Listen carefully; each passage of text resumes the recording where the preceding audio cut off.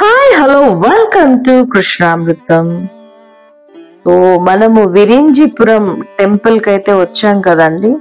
So లోపల సింహతీర్థము, ఇక్కడ బయట మనకు బ్రహ్మతీర్థం అనేది ఉందని చెప్పారు. సో ఆ బ్రహ్మతీర్థాన్ని వెతుక్కుంటూ వచ్చాము.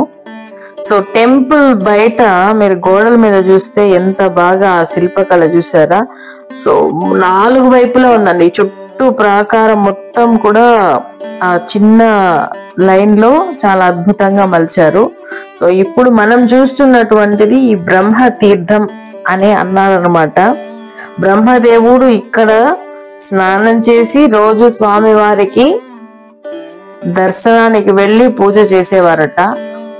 అలాంటి ఒక ప్లేస్ అని చెబుతూ ఉన్నారు.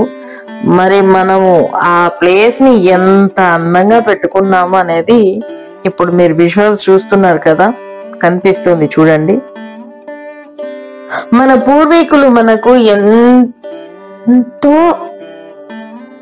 పెద్ద సంపదను ఇచ్చారు. కానీ దాన్ని మనం సక్రమంగా వాడుకుంటున్నామా, సరిగ్గా చూసుకుంటున్నామా అంటే చాలా పెద్ద క్వశ్చన్ అని అనుకోవాలి. ఇది అసలు ఇక్కడ చూస్తుంటే నిజంగా చాలా బాధ అనిపించింది నాకైతే. పూర్తిగా మెయింటెనెన్స్ లేదు. మెయింటెనెన్స్ లేకపోయినా మనకు మనం జాగ్రత్త పడి పరిశుభ్రంగా ఉంచుకుంటామా అని అంటే, వచ్చిన వాళ్ళు ఈ తీర్థంలో స్నానం చేస్తే మంచిది అనేసి స్నానం చేస్తున్నారు. స్నానం చేసి బట్టలన్నీ అక్కడే విడిచి వెళ్ళిపోతున్నారు అన్నమాట.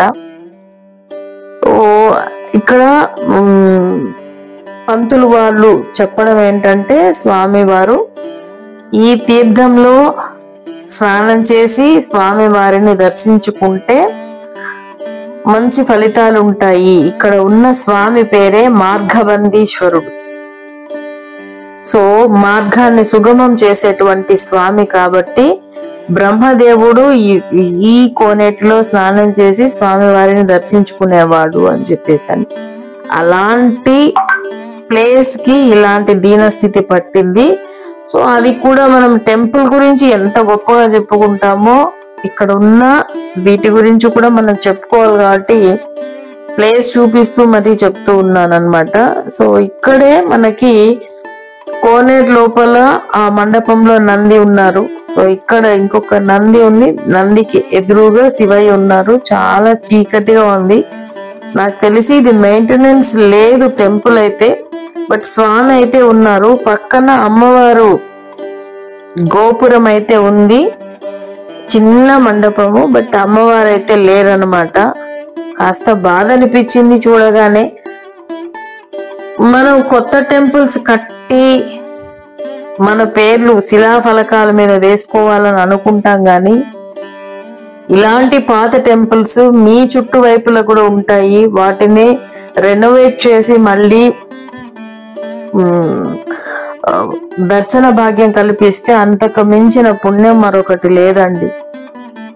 ఉన్న ఆస్తులను మనము కాపాడుకుంటే మన ముందు తరాలకు మనం మంచి ఆలయ సంపదను ఇచ్చిన వాళ్ళం అవుతాం. ఇది చూస్తుంటే నిజంగా నాకు బాధ అనిపించింది అనమాట.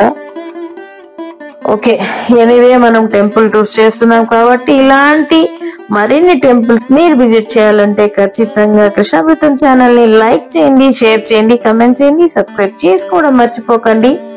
సబ్స్క్రైబ్ చేసుకున్న తర్వాత పక్కనే ఉన్న బెల్ ఐకాన్ ని ప్రెస్ చేయండి. తద్వారా నోటిఫికేషన్స్ వచ్చేస్తాయి.